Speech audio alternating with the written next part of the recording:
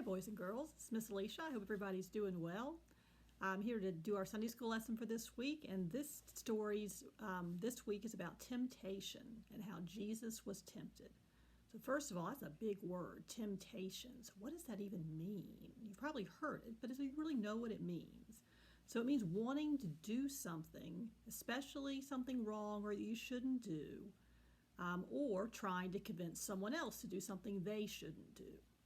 So for an example for temptation for the first, want to do something you shouldn't do. So I have this bowl of candy, peanut M&Ms. I love M&Ms.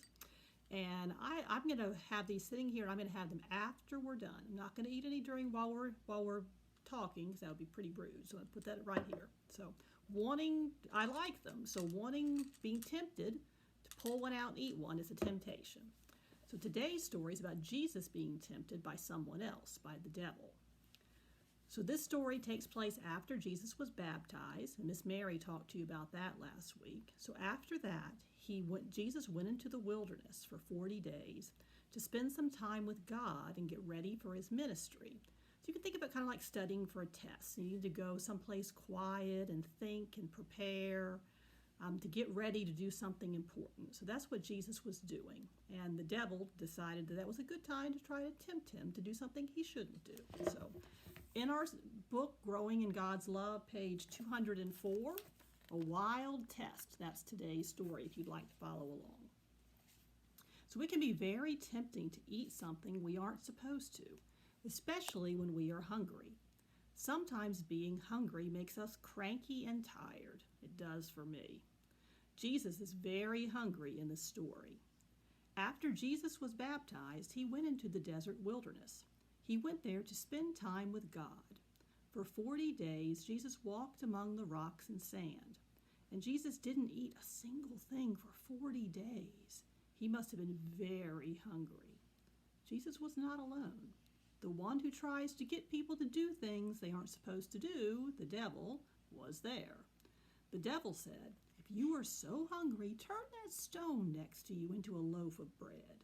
You are God's child. Surely you can do that." Jesus answered, "Oh no, God's love says people can't live only on bread. We need God too." The devil tried again. "Let's go up this hill. I want to show you something." At the top of the hill, the devil showed Jesus the world as far as they could see.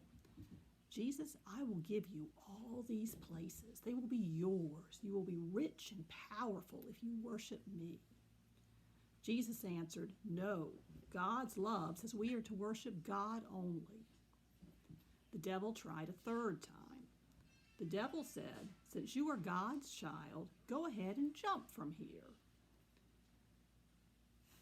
Oh, I'm sorry, I think I skipped something.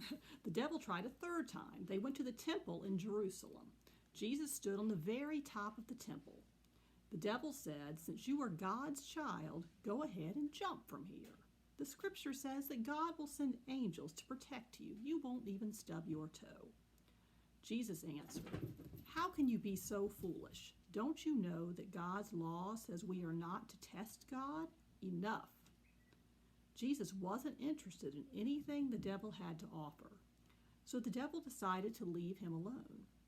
Jesus left the desert wilderness. He went to Galilee, where he taught about God in the synagogues, and people praised him.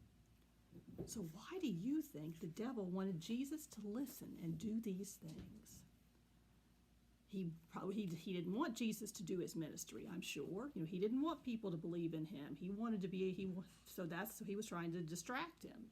So think about, you might get distracted when you're trying to do online school. You see that, oh, there's that doll over there. Oh, there's that ball over there. So there's distractions all the time. So the devil was trying to distract him from doing what God wanted to do. Oh, I forgot about my candy here. Oops. I told you I wasn't going to eat that till we were done. So let me put that back. That's temptation. Okay. So have you ever wanted to do something you weren't supposed to do? I'm sure you have. We all have. What did you do? What helps you make good choices? So maybe, sometimes you're getting ready to do something and there's like a little voice in your head that's saying, "Oh, I probably shouldn't do that. Oh, that boy, I could really throw that snowball at that person in the back of their head, and I probably shouldn't. I should probably not do it when they're not aware. That probably wouldn't be very nice. Or maybe your mom helps you figure, or dad helps you figure out what the right thing to do. You can ask them if you don't know or you're struggling. But it's a temptation is something we all have to deal with. One thing, I do tell you to kind of just think about the Bible, the things you learn in church, things your mom and dad teach you. Just try to keep those in mind. And when you get that feeling that I don't know if I should do this or not, if you get that little doubt, you should probably think twice before you really do it. It might be something that's really great right now, might be fun right now, but might not be good later. Like, yeah, I can throw that ball in the house like I'm not supposed to. And then you do it and it breaks a window. So bad things can happen when we do things that we're tempted to do that we really shouldn't do. So keep that in mind and pray that God can help you make good choices this week. So today, a good choice would be to go out and enjoy the snow. Tomorrow, if you have online school, you're going to be tempted to go out there and get in the snow.